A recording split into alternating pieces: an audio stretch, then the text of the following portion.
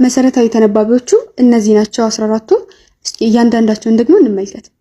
ይህ ፊደል ጊዮክ ይባላል። ግ ሳውንድ ነው። እዚህ ጋር እንደምትመለከቱት መጀመሪያና መጨረሻ ላይ ያሉት የራሱ ፊደሎች ናቸው። ለምን እንደዚህ ሆነ? ስሙን በምንጠራበት ሰዓት ፕሮናንሴሽኑን እንድንረዳ ነው። ለምሳሌ እዚህ ጋር ጊዮክ ብለን ስንጠራ ስሙን መጀመሪያ ላይ እና መጨረሻ ላይ ያሉት የራሱ ፊደሎች ስለሆኑ ሳውንዱን እንረዳዋለን ማለት ነው።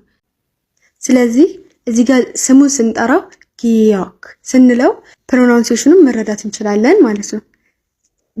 ለዚህ ሲባል ሁሉም ፊደላቶች ላይ እንደዚህ ያለ መጀመሪያና መጨረሻቸው ተመሳሳይ ነው የሚሆነው። ማለት የራሳቸው ፊደል ነው ማለት ነው፣ መጀመሪያም መጨረሻም ላይ ያለው።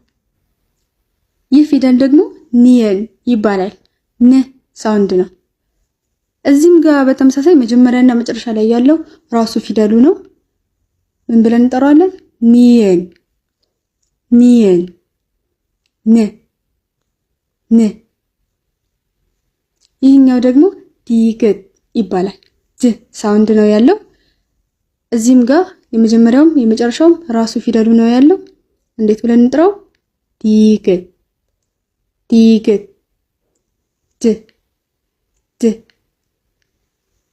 ይህኛው ደግሞ ሊየል ይባላል። ል ወይም ር ሳውንድ ነው ያለው። እዚህም ጋር መጀመሪያና መጨረሻው ራሱ ፊደሉ ነው ያለው።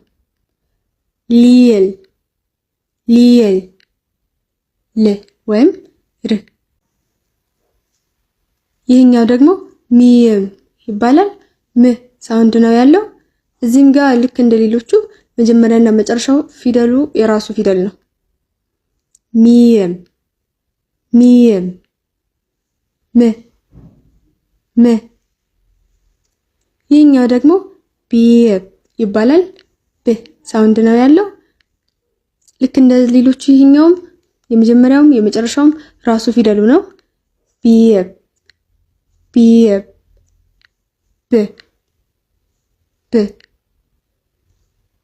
ይህኛው ደግሞ ሲዮት ይባላል። ስ ሳውንድ ነው ያለው። እዚህም ጋር የመጀመሪያውም የመጨረሻውም ራሱ ፊደሉ ነው ያለው።